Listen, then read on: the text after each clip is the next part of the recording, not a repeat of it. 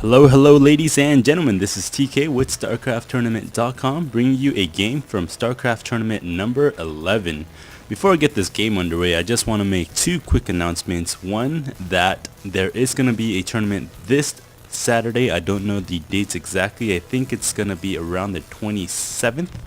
Anyways, the signups will be on the website as soon as the webmaster gets that up, so I'll post that on the Facebook as soon as it's up. And the second announcement is that the NASL is finally here, the North American Star League. For those of you who haven't been following this on the forums, it's basically the GSL, what GSL is to Korea, NASL is to United States. So we're going to have a huge pro tournament in the United States for $100,000 grand prize for the first season. I think they said it was $400,000 total, so they're planning to do 4 seasons and probably extend that after, or whether if the tournament turns out to be a success or not. So I'm very excited about that. There's going to be a lot of SIG players and a lot of foreign players as well. And what you can do is you can go into the website and vote in your favorite players, and then the top 50 will play for 15 spots. And then there will be one open tournament, qualifier tournament, that the winner of that will be the 16th person in the tournament, in the finals tournament. So it's going to be exciting. If you haven't checked it out already, go check out their website, nasl.tv. And yeah, that's about it. Alright, let's get this game underway. This game is between our orange player Shoey, spawning as the orange Zerg. We already see him getting an expansion up at 15 supply, going up against xmShake, the yellow Terran, spawning at 3 o'clock position. This map is, of course, Metalopolis. Shake is walling in his front. He will get at a supply depot as soon as he gets 100 minerals right here to prevent any Zerglings from running in and wreaking havoc on the mineral lines. As if you get a couple SCVs or a couple Zerglings in there, then you're forced to pull off a lot of SCVs to deal with it, and then you got to get a couple more Marines to deal with the Zerglings, and it's just not a good thing, especially because he knows that Shoey has been known to do a fast 7 pool on some of these maps, mostly against Protoss, but you never know. He could shake it up. Get it? Shake it up. He could shake it up and then do a little 7 pool or 6 pool against Shake and try to get a free win. But Shake, being cautious, walling off the top of his ramp, and Shoey going for the usual build, getting the hatchery first and then the spawning pole at 16 supply. Take a look at the production tab. 2 queens already in production as soon as that spawning pole did pop. Just started mining gas though, so not going to be able to get Zergling speed as soon as that hatchery popped, or that spawning pole popped. We see a factory going down, a fast factory right here, probably going a 1-1-1 build because the spawning location between the 2 bases is really short by air. Look at this distance right here. That's all he has to fly to get from his base to the Zerg base. So I wouldn't be surprised to see a lot of Banshee play, maybe a lot of drops as well. Grabbing that Zelnaga tower and going in to get some scouting information is one of the Zerglings for Shoey.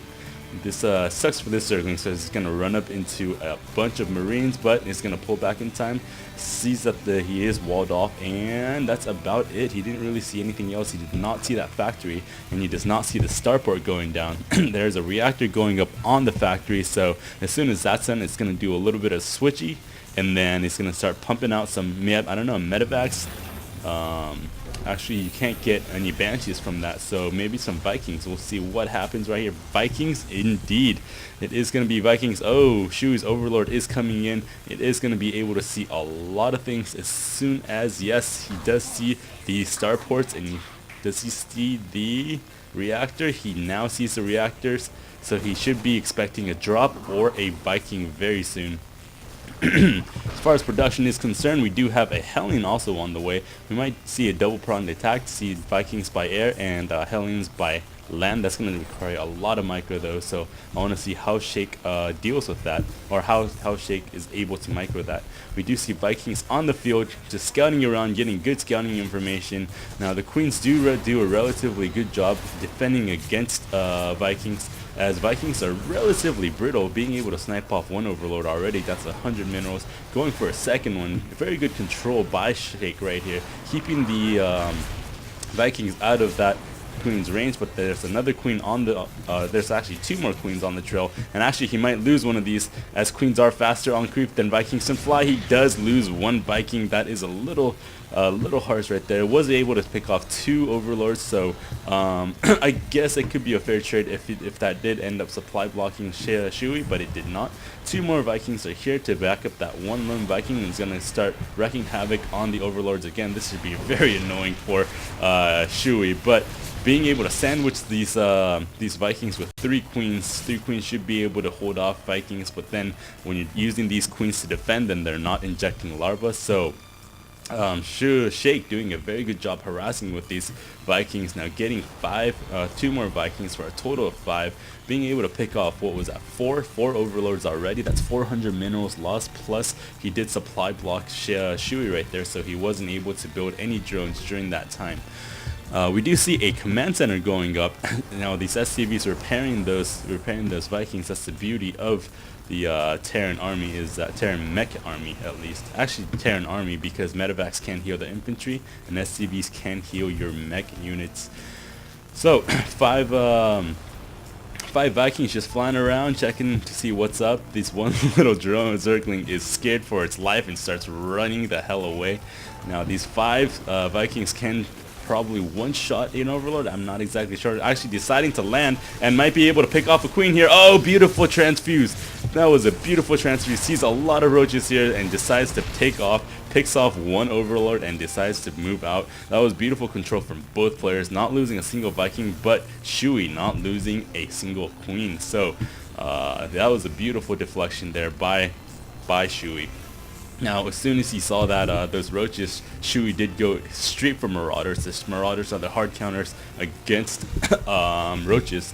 So I love that play, even getting stim. I think he already has concussive shells. No, he does not have concussive shells yet, but he will have concussive shells very soon. I think he's going to plop down a few more barracks and deal with that roach army with just a bunch of Marauders, maybe a few Marines and some medevacs.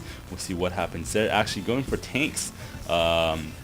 And then probably getting up siege tank as soon as he gets 100 gas. So gonna use tanks to deal with the roaches. But now both players in pretty good position right now. Shoey getting up his 3rd base at this this location right here, which is relatively safe when your opponent spawns at the 3 o'clock position, because your opponent will never try to go all the way around. Well, actually he might if you have a lot of pre-thread. But it'll take him a lot longer to go all the way around and hit this base and then the natural, rather than just going straight in or going by air. So this is relatively safe for the moment. He could mine a lot, and he can expand to these 2 positions as well. So you might see the map just being split right down the middle. But right now we do have an engagement with a lot of roaches. That's a lot of roaches against a few Marauders. Actually the Vikings even landing to do a little bit of damage against the roaches. We don't know who is going to end up winning. The roaches are deflected back, as there were too many Marauders with medevac support, and also the Vikings were landed to do additional DPS. Vikings, when they land, let's see how much they do. I didn't get that on the last game. 12 damage per second, so that's even better than Marines with a little bit more.